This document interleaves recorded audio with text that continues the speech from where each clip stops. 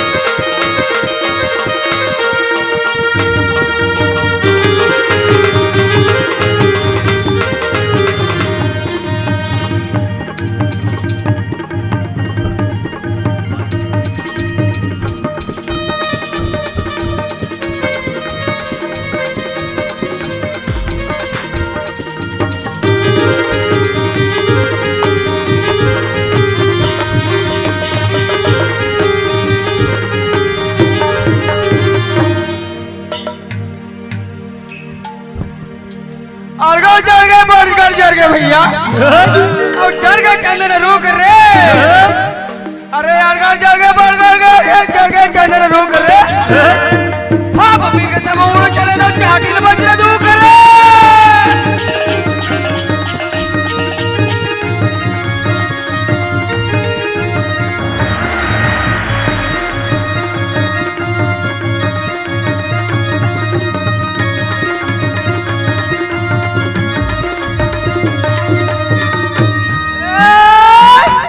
सरस्वती ने स्वर दिया के गुरु ने दिया ज्ञान रे। माता पिता ने जन्म दिया कर रूप दिया भगवान रे।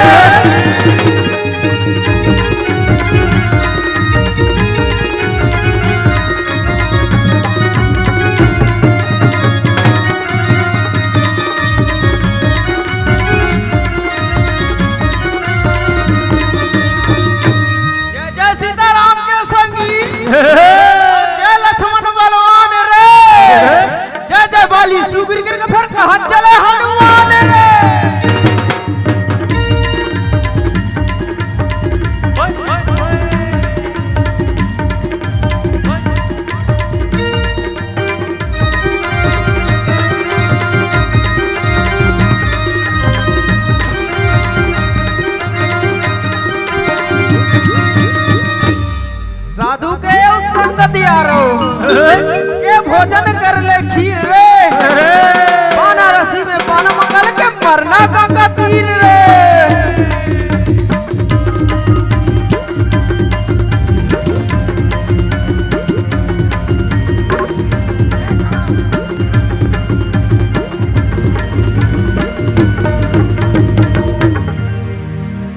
ठाकुर जो हार लाया रे संगी मोर पाने सुपारी कोरा कोरा रंगे महल माँ बैठे हन मालिक राम लिए रघुवीरा हो।